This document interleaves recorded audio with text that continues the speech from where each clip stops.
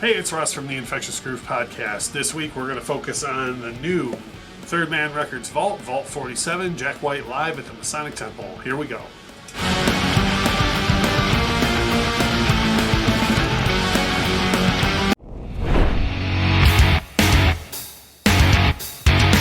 So, for those of you unfamiliar with the Vault package, it's a quarterly thing that Third Man Records has been doing for several years now.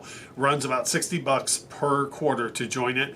I think they just raised the price to about $65 per quarter, but what you usually get is some sort of live performance or a rare studio record as the main focus of the package. Then you end up getting a 7-inch record, usually included, that is related to the actual main focus of the package. Sometimes there's a DVD included if there's footage of whatever it is, whether it's in studio or live. A lot of times there's 8x10 photos or some sort of flyers for shows or things included. This latest one is Vault 47. It focuses on Jack White Live at the Masonic Temple, July 30th. 2014, and the first thing I want to say is this is one of the more bare bones packages I've seen from Third Man so far as Vault releases go. I joined back in Vault 15, and I've seen everything from all of those things included that I said before to just the records themselves. This one here is pretty bare bones. They included the records itself, the 4 LP set, which includes all 38 songs that he did at the Masonic Temple that night.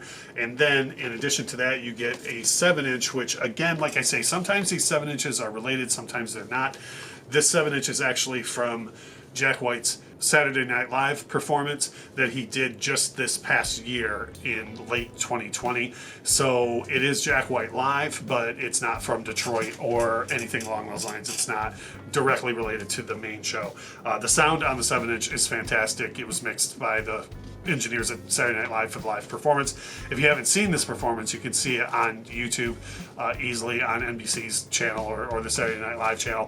Fantastic performance, and it's cool to get it as an extra in the set for Jack White Live. It's cool to have that as a 7-inch instead of it being sold separately. As far as the actual show goes, this one is fun for me because this is the very first Vault package where I was at the concert that's featured. So for me, this is really cool. I've heard a lot of complaints about overall sound quality from this package from people who have had it delivered already. I'll get into that in a little bit, but I will tell you that this show itself was just electric to be at. My wife and I were fortunate enough to be at the show before this, which was on Monday over at the Fox Theater. And if you haven't heard or read about it, that show had a lot of issues with it.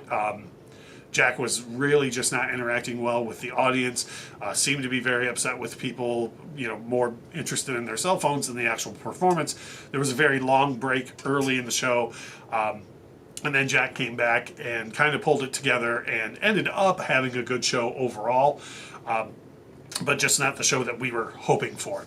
As far as Wednesday night goes, he just came out on fire. Jack and the whole band really came out on fire right from the start, and there was almost no notice whatsoever. There was almost no I think maybe the house lights went down and then they just fell in love with the girl before the curtain even dropped. So the show itself was awesome to be at. It was just incredible. We were kind of at the very base of the lower bowl. We had general admission, so we could have been up against the stage, but it was so crowded up there, and we didn't really want to have to be throwing elbows just to be closer to the stage, so we sat further back on purpose and really took in the whole show. The show itself, like I say, fantastic, just amazing.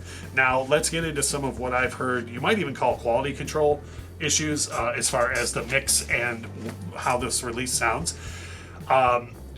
If you've read some things on the internet already that the mix on this is not that good or the sound quality isn't what people were expecting, I can confirm that for about the first side of the first LP and maybe a little bit of side 2.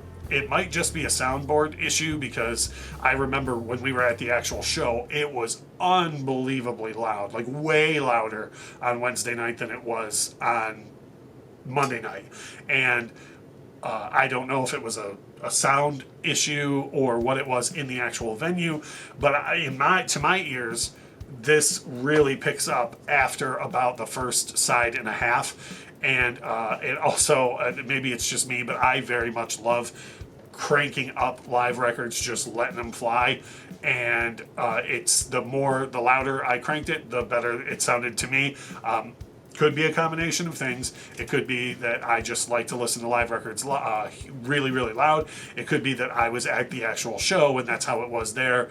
Could be any number of things. But to my ears, it does pick up right after that first side and a half of the LP. And another thing, now this might just be me, and this is one I'm really looking for comments. If you came to this video, you're new to the channel, but you're a longtime Third Man collector. Me personally, I have had a history of having bad luck with white vinyl from Third Man. I want to be clear, I personally don't have a horse in the race as far as color vinyl versus black vinyl versus even super vinyl from Mobile Fidelity. For whatever reason, specific to Third Man, I've had a long history of having sound issues with white vinyl. Like I said, I've been a member of the Vault since Vault 15, and one of the earlier vaults that I got was the Vault release of Jack White's second studio album, Lazaretto. That Vault version of the album, in addition to having a different cover on it, slightly different cover art, has the record itself is pressed in half blue and half white and vinyl. And for some reason, the white half of that record is really distorted. Literally, as the record goes around, the blue half of the record sounds fine, and then I have distortion on the white side. I've never really looked into it and seen if anybody else had that issue, or it was just me.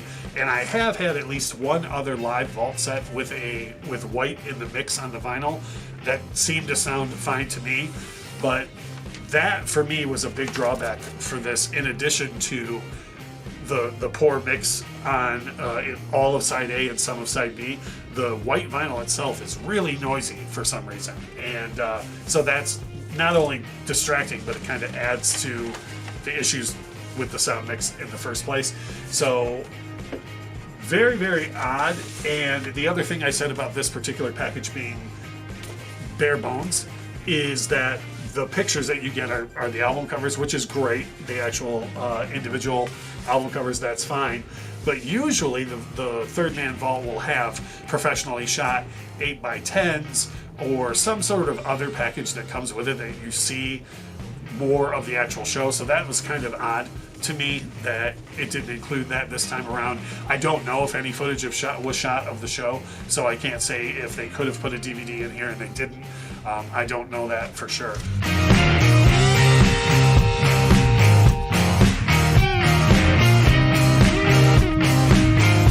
Overall, I still think, given today's vinyl prices, that $60, $65 for a 4 LP set of a one-shot live show, no overdubs, nothing like that, plus getting the 7-inch record with the Saturday Night Live performance on it. Overall, to me, I think it's still worth it. Honestly, I don't think, unless you were at this show, this is one I wouldn't tell you to spend the aftermarket prices on. The Vault packages on the aftermarket tend to go quickly up to $100, $200, $300. If you were not at this show, I certainly wouldn't pay more for this particular package than usual, just because there's not a whole lot here that you get extra for the money.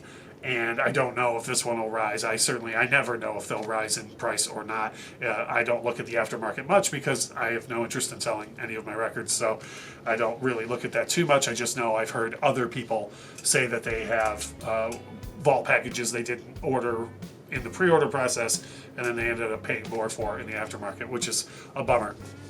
But those are my thoughts. Please leave a comment below if you have thoughts on this. Maybe another part of the show sounds better or worse to you. Maybe you don't have the white vinyl issue. Maybe you have a long-running white vinyl issue like I do. I'm just interested to see what other people think of this, what you think of the Vault overall. Is it something that you continue to subscribe to or that you're interested in getting into? whatever you want. Leave a comment or a question below. I'll be more than happy to help you out. Make sure to hit the notification button as well as the subscribe button so you know when we have a new vinyl video every Thursday. And if you get a chance, make sure you go to infectiousgroovepodcast.com to subscribe to our actual show, which comes out every single Monday. And Michelle, Kyle, and I talk to you about all things vinyl. Third Man Records, Vault 47, Jack White Live at the Masonic Temple. Rolls right off the tongue. Fantastic set overall.